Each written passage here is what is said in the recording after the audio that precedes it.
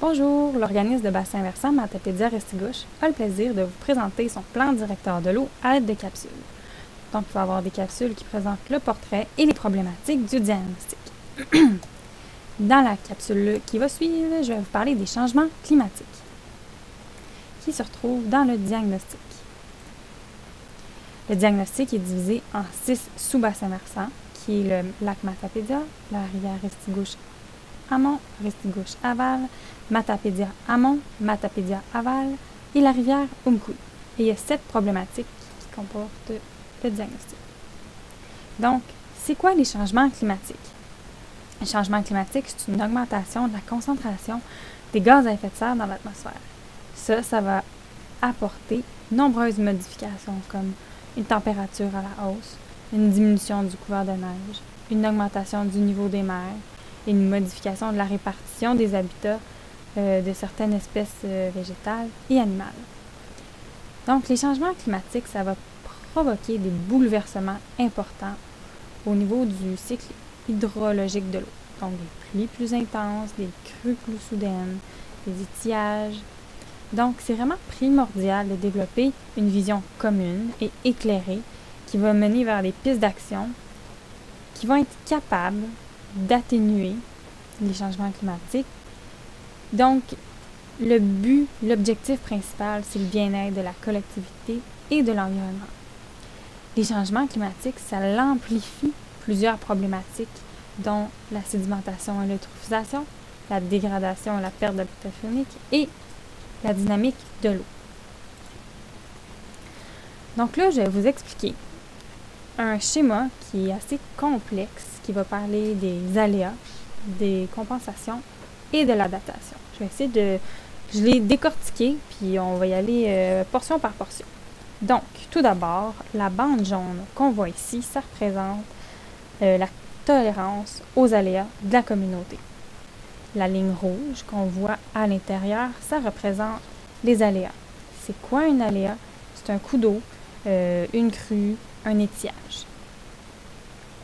Donc, quand les aléas ne dépassent pas la tolérance, donc quand elles restent à l'intérieur de la bande jaune, le système est non vulnérable. Quand les aléas vont dépasser la bande jaune, donc la tolérance, il va avoir un impact potentiel. Donc, vous avez remarqué ici, la bande jaune a diminué. Pourquoi ça a diminué?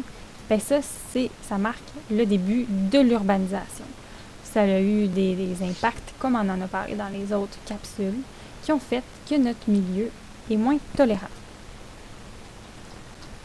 Donc, ce qu'on peut voir, c'est qu'il y a des impacts ici qui vont sortir plus qu'avant. Ensuite, qu'est-ce qui s'est passé? Les changements climatiques.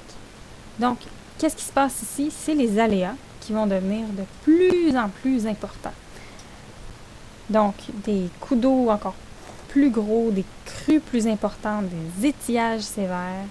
Donc, vraiment, l'impact potentiel a augmenté. Il y a plus d'impact et on est plus vulnérable.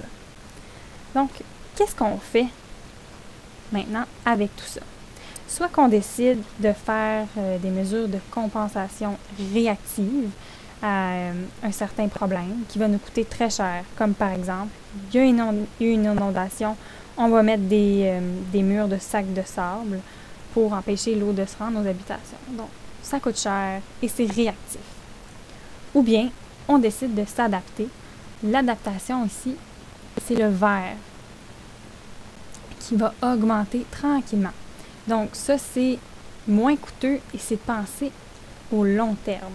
Donc, une adaptation permanente, ici, qu'on essaie d'instaurer dans le bassin versant, c'est les jardins de pluie. Donc, pour faire une rétention d'eau dans le sol au lieu qu'elle se rende directement à la rivière. Donc, c'est ça. On va essayer de faire de nous une communauté qui va s'adapter aux changements climatiques. Donc, maintenant, les conséquences des changements climatiques, bien, il y a plusieurs scénarios possibles par rapport aux aléas des perturbations climatiques.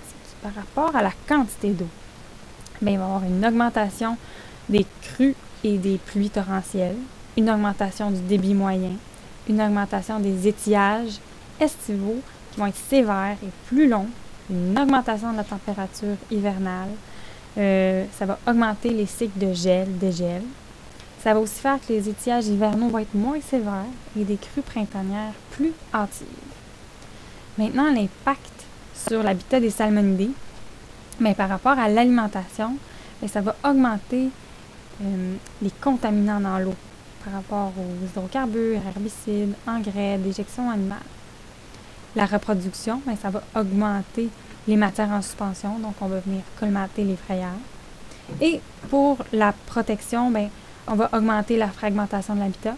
Il va y avoir une augmentation de la perte des îlots de survie durant les étiages. Ça veut dire une perte, il y a moins d'eau dans la rivière vu que l'eau est aussi basse. Puis une perte des habitats hivernaux.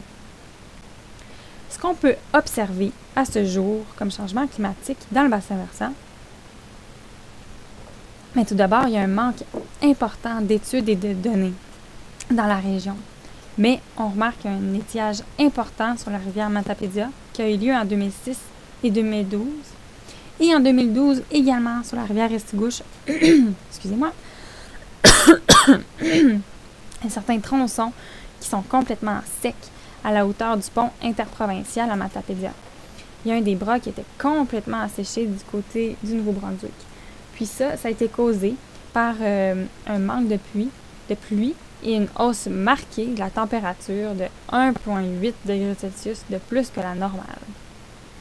Cette situation-là a été généralisée en 2012 dans plusieurs cours d'eau. Ça a eu des conséquences sur la qualité de la pêche au saumon. On peut remarquer que la température moyenne de l'eau est légèrement plus élevée, donc de 1 degré Celsius. Et les températures maximales ont été atteintes en août, puis ça varie entre 21,4 et 24,7 degrés Celsius. On note une augmentation de la fréquence des événements anormaux, comme les étiages qui sont vraiment plus sévères, les crues printanières devancées, ces dernières années.